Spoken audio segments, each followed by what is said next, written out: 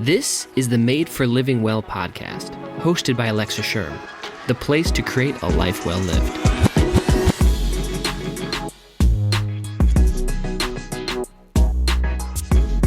Welcome back to the podcast. As always, my name's Alexa, and this is a place where I believe you were made for living well. I have said that for so many podcast episodes, and I find the need to continue to repeat it because one of the best ways to change our beliefs is to continuously remind ourselves of the new beliefs. And one of those beliefs has to be that health is inside of us. Like, we were made for living well. This should not be as difficult as it is. Now, today on the podcast, we're going to talk about a subject that I have long looked forward to talking about.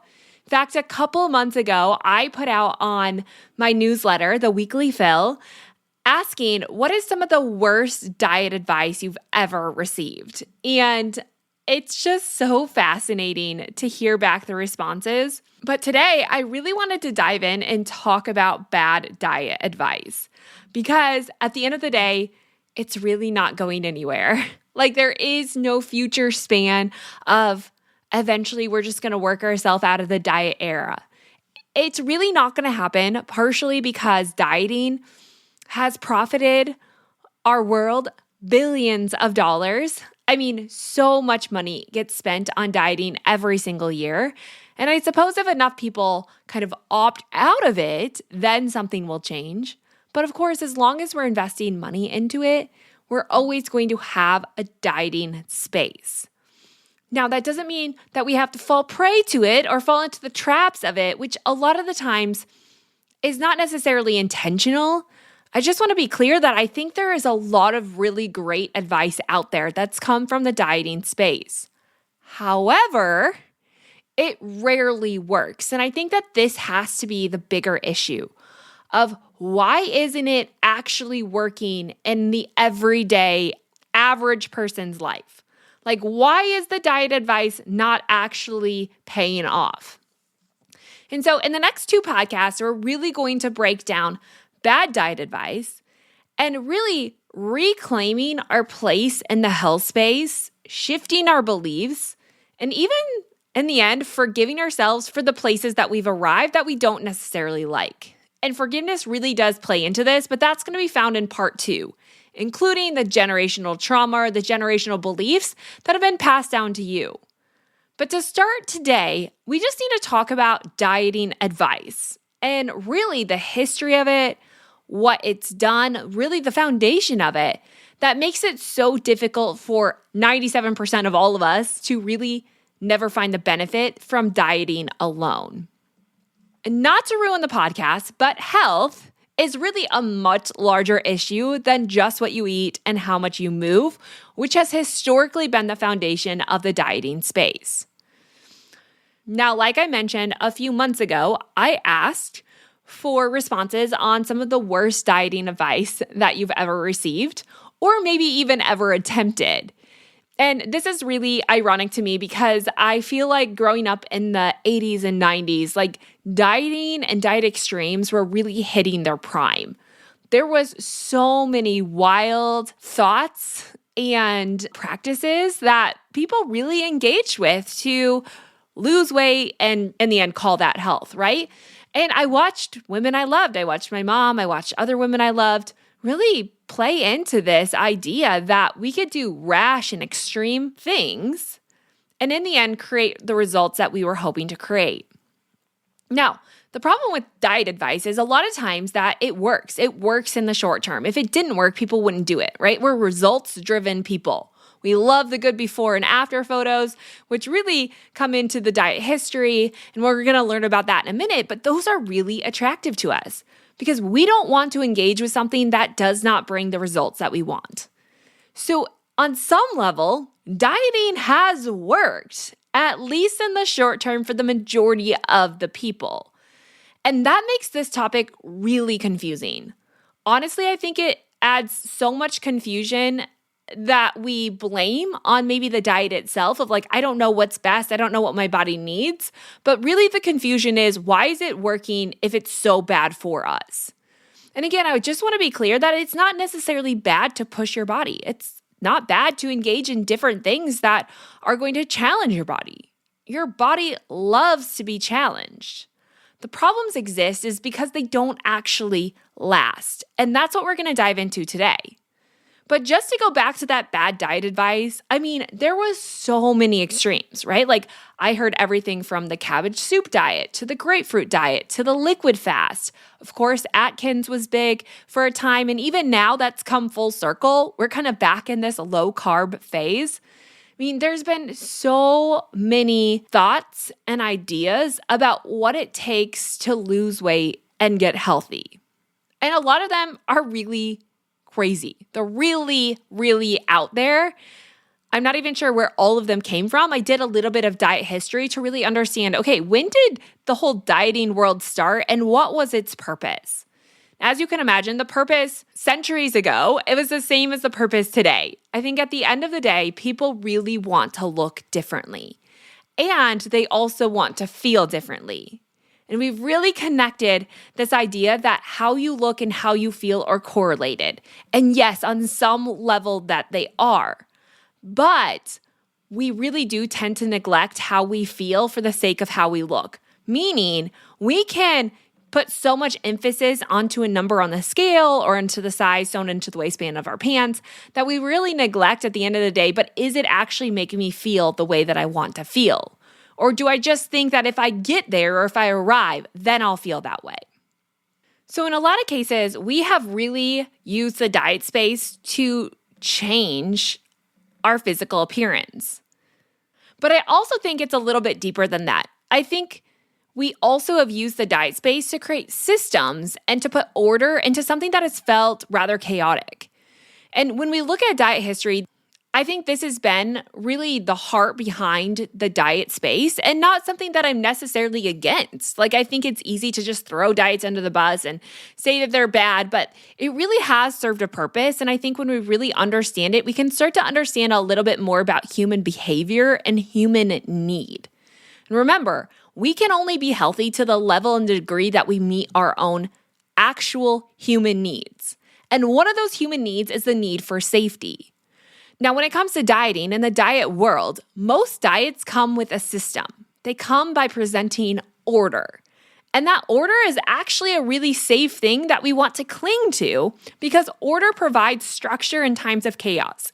It provides a sense of control in a place where we feel like we don't have a lot of control.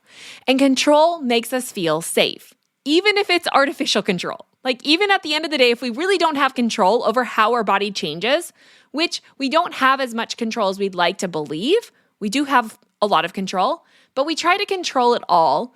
And we do that through creating systems, sometimes highly irrational systems and plans and processes that we present to people as the answer or solution to the chaos that they feel inside.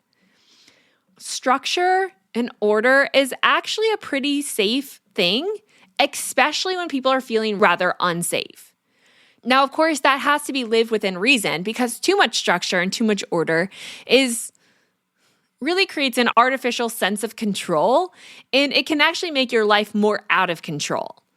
I'm not going to get into that today, but I just want to clarify that yes, structure and order are necessary within reason. We as humans crave that. We crave that especially in the places where it feels out of control, where life feels chaotic.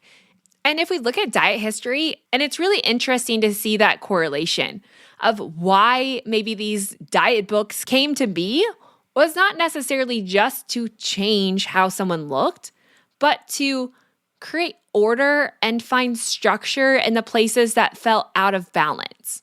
In fact, one of the first diet books ever recorded came out in 1558, and it was called The Art of Living Long. And inside the book, I've never read it, but the summary is the idea that the author was an extremely overweight Italian who had an epiphany that he was tired of being overweight and feeling out of control. And so he decided that he was going to establish this diet to help him regain control over his food intake and his weight. And I think when we look throughout history, so much of our diets and dieting culture has been focused on the weight aspect. But I think that's the surface level aspect of what people are actually craving and needing.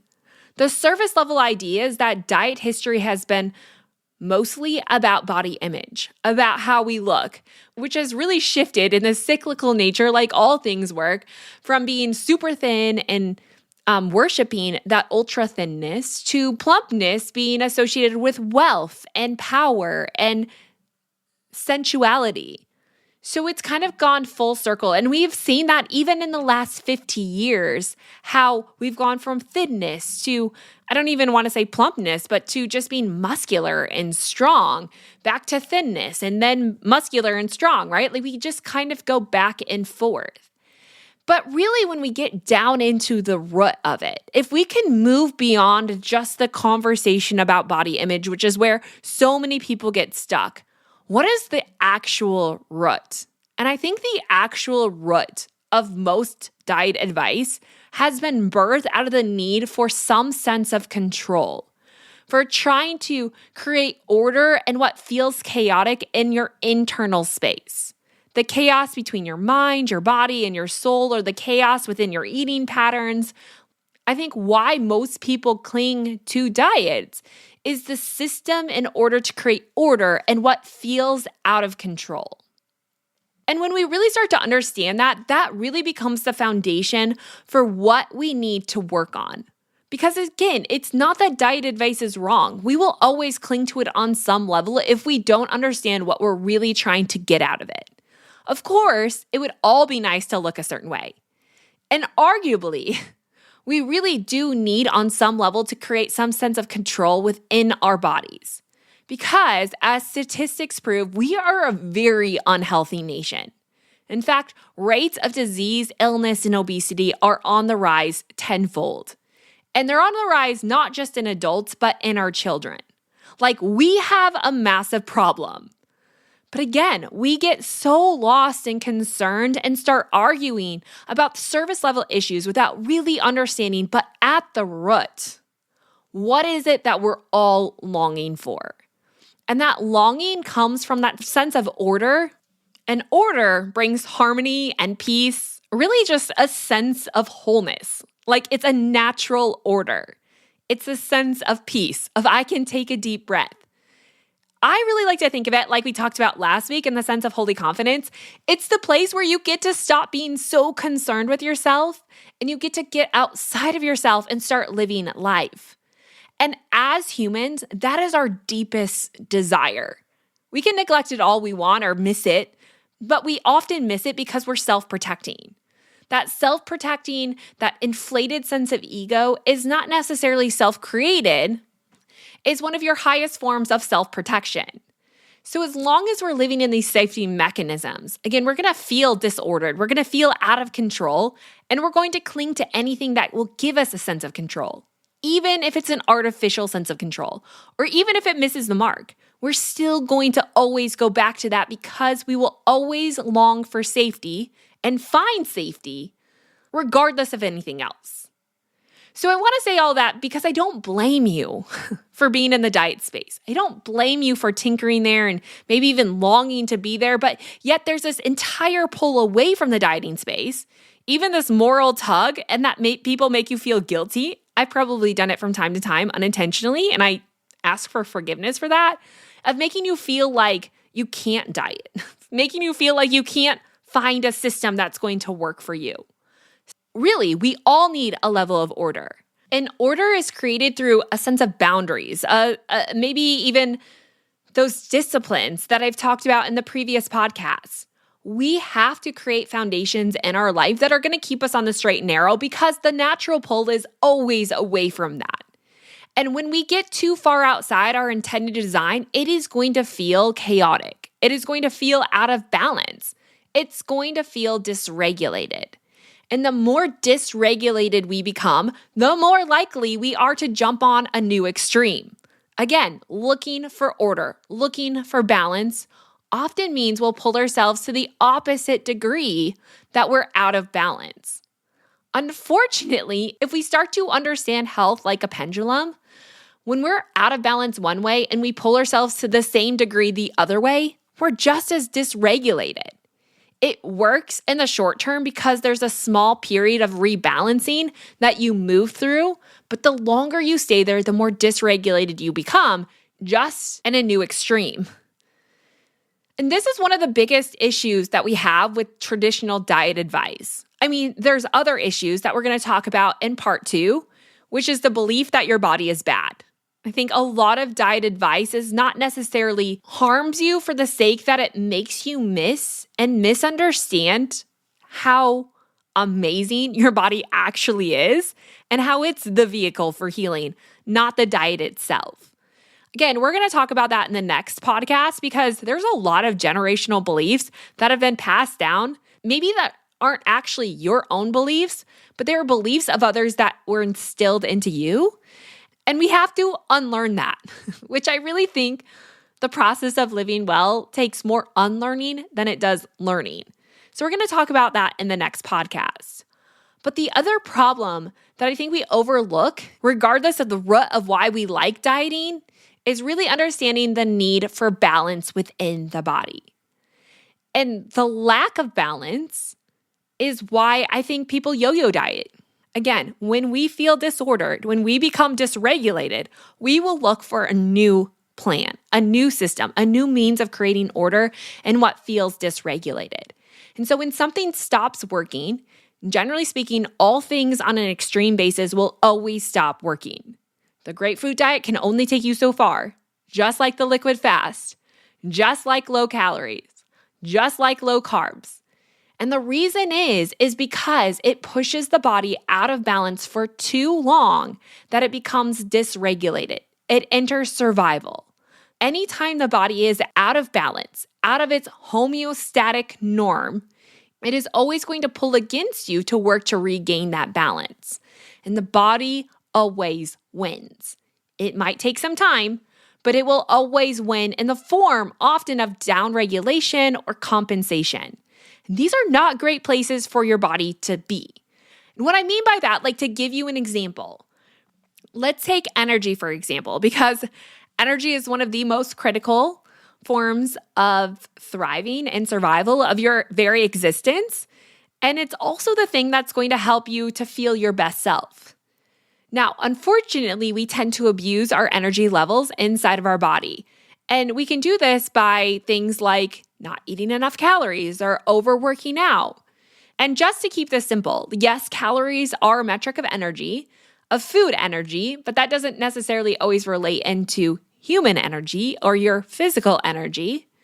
But what we know happens is when we stop consuming enough energy, when we stop consuming enough food, or we push our body through extreme workouts and we decrease our threshold of energy for prolonged periods of time, your body is going to begin to compensate.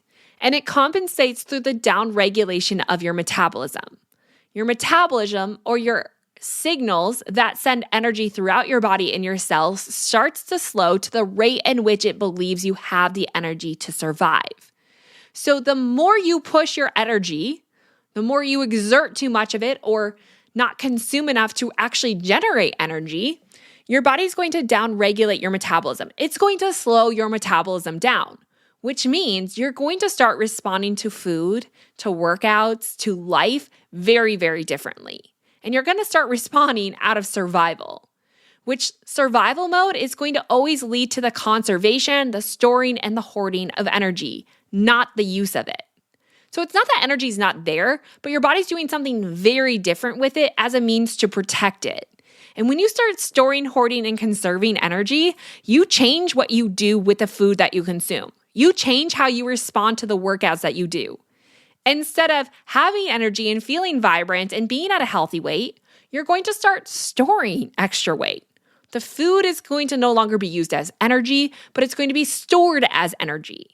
The workouts are no longer going to burn energy, but they're going to make you and force you to store more energy. And that can come in the process of increasing hunger, increasing cravings, and really decreasing your detox pathways. It's going to slow the rate of which energy is used inside your body, how it's generated, and how much your cells actually have the job that they were designed to do. It's going to lead to a lot of compensation, which means your body's going to start picking and choosing what its necessary functions are, diverting energy there and away from the less necessary task of the body. Now, arguably, every task inside the body is highly necessary. It all serves a role. But in times of need, your body will shift and turn off different functions based on the energy available. And if your body's energy feels threatened because you're not consuming enough, you're overworking out, your lifestyle is not conducive to supporting your body, it is always going to lead to a downregulation and a compensation. And we really miss this because in the dieting space, a lot of the times it's just the extremes. It's just eat less calories, move more, stop eating these certain macronutrients without any real understanding of, but what is that doing inside your body? And most importantly, how is your body responding to that? It will work in the short term because like any movement on the pendulum, your body thrives in a little bit of stress. It loves change and it will change with change. But change and prolonged periods without a rebalancing on that pendulum is always going to lead to the survival response and the downregulation, the compensation of your body. And in time, this will lead to the opposite effect of probably what you're looking for. And in the end, it will lead you to feeling more out of control, more dysregulated, and really then again, seeking a new form of order. And this can all happen subconsciously. Like you can live your life completely unaware that this is a system you actually have more control over than you realize. And not in the way that you can control how your body actually responds, which would be really nice. And I think a lot of the times we go into a diet believing that if I just do these things perfectly, my body will respond in the exact way that I want it to. If you've ever dieted or been around anyone who's dieted, you know that is very untrue. Your body does not respond in a linear way. There's a lot of steps involved, and really how your body responds is a lot out of your control. Like we can't control that, but we can control how we support our body. And how we support our body is going to help maintain a state of homeostasis. Now, I teach all about this inside Health Made Simple. So if you really want to understand how to learn to work with your body and up-level your metabolism, to get your body to stop compensating and downregulating, and really to live in this thriving state, Health Made Simple is it. And we break down every single different process inside your body so you can really understand this, including the practical steps that you need to take to do this. Now, I'm going to leave a little bit more over at the Living Well and the weekly Fill newsletter where we're going to break this down a bit more. But giving you an actual image of what this pendulum looks like inside your body. I'm going to try to explain it again really briefly because it's really, really important to understand this process. And hopefully in a way to help you understand when you've maxed out your stress response and you've entered into survival, which is one of the leading forms of dysregulation. So if we think about like a grandfather clock and the back and forth motion of that hand in the middle, right? Like the back and forth, that's essentially a pendulum. And that's how our body works. Balance is not a stationary, static place. It's not a one set system. It is always moving. It's in motion. Even your body temperature is moving. In the morning, it's going to be different than it is in the evening. There's not a huge variation, but there is a variation. We like to see movement. We like to see motion. I would even argue that seeing this in your blood sugar is better than just having a blunted or stagnant blood sugar response. We like to see a little bit of movement there. Changing our body is going to take a level of stress. It's going to take work, which means we have to move the body outside of that homeostatic balance, outside of that immediate response. Remember, our body loves work. It thrives in work. And so we have to be able to push our body on some level. We have to engage in hard workouts. We have to change our diet from time to time. We can engage in hard lifestyle activities. We can do hard projects. We can get our mind to do wild things. But within that, to maintain that homeostatic balance, we need to rebalance that or regulate that by also nourishing, sleeping well, stretching, drinking plenty of water. Those are all things that allow our body to do the harder things. And when we can get this balance of stress and rest just slightly outside our homeostatic balance, we are going to see our body change. Our body needs change in order to change. And anytime we refuse to change, our body will always, I don't want to say get complacent, but it will just kind of stall there. It will create maintenance, which is not bad. We will always have maintenance from time to time. But generally speaking, throughout life and throughout the changes of life, we're going to need to push our body. It's going to engage in different things. And naturally, life is always going to push us out of balance on some level. We should not fear this, but actually, really, it can be really beneficial. Like, this is where resilience is built. We have to do hard things, engage in hard things, go through hard things, whether chosen or not, and that is going to help our body to become resilient and strong and successful. Problems exist when we push our body to one extreme for too long, whether in work or rest. When we take the diet to the next level and we eliminate specific macronutrients, we cut calories, we work out too hard. I don't know what it is for you or what it's been, but when you do that for prolonged and consistent periods of time, your body is eventually going to stall. It's going to go from just stress and change and healthy response to surviving. And it is going to force your body to fall back to the opposite degree, the same way that you pushed it to work. The same could be true for rest though too. Like we can over-rest and create a survival response from that as well.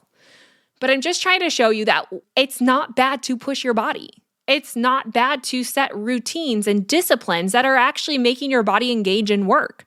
Those are very necessary, but they have to come within a rebalancing effect, that you also have to pull your body back and re-nourish and feed it well so that you can maintain that state of homeostatic balance, so that your body doesn't refuse to work with you and start to work against you.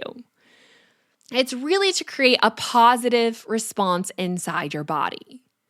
Now, again, most diets work in the extremes, and they work there because you can see results pretty quickly. The problem is, and why 97% of all diets fail, is because it's too extreme to be maintained for a long period of time, and it's also forcing the body outside of its homeostatic norm for too long that it starts to work against you. As soon as your body works against you, you will start to compensate and downregulate. And it's not that your body is against you. It's for you. It's working for your survival. It's maintaining life in the best way that it knows how. And we have to understand and respect that in order to really get on board with learning how to work with our body. Now, all of that being said, again, I think we have come to the place where we don't like our body. We don't trust our body. And we have a lot of bad body beliefs. Again, not all of them are your beliefs. Some of them were generational beliefs that were forced into you, and we're going to talk about that generational cycle and how powerful it is in part 2.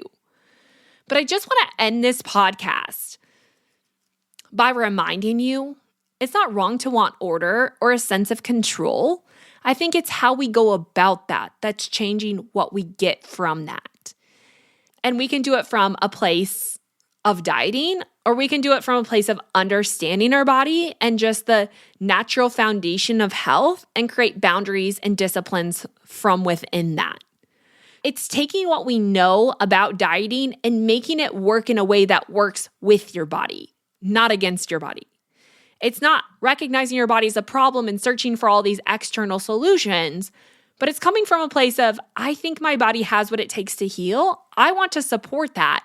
But I know I'm going to have to live disciplined in order to do that, because the natural pull of life is never towards health. It is always towards unhealth. It is always pulling us in a form of dysregulation. However, that's also kind of an outlook. Like if we really look a little bit deeper, there's so many natural properties of life that are really working to rebalance us. But we have to engage with those. And our lifestyle is not very conducive to engaging with the natural, God-given gifts of regulation that are all around us.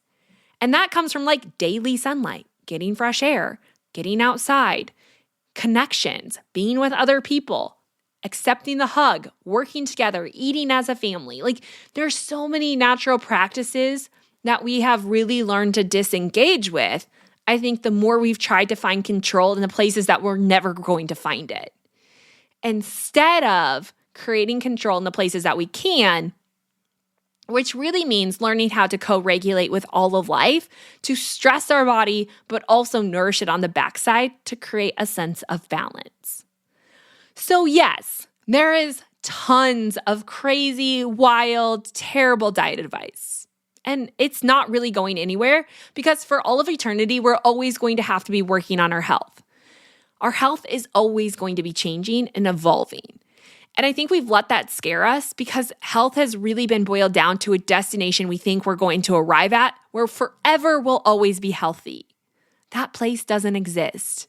And I don't say that to scare you, but to give you a lot of freedom.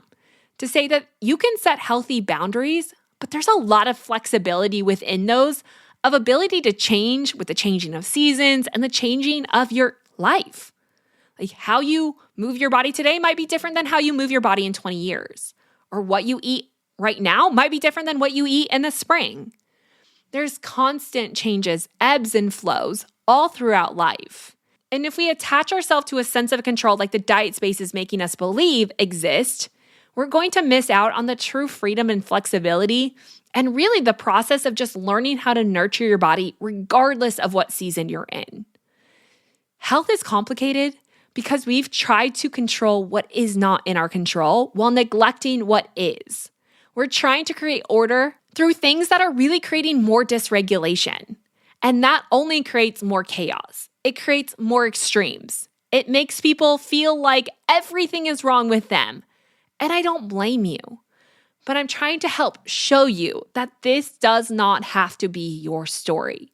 We can use some of the things from the diet industry to recognize what is going to support our body, to stress our body a little bit, but also nourish it on the backside without being so consumed with them, pulling us into a state of total dysregulation.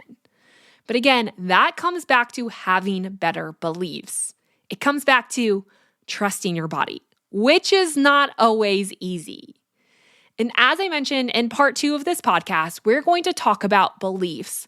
Beliefs about your body, beliefs about food, beliefs about what it takes to get healthy.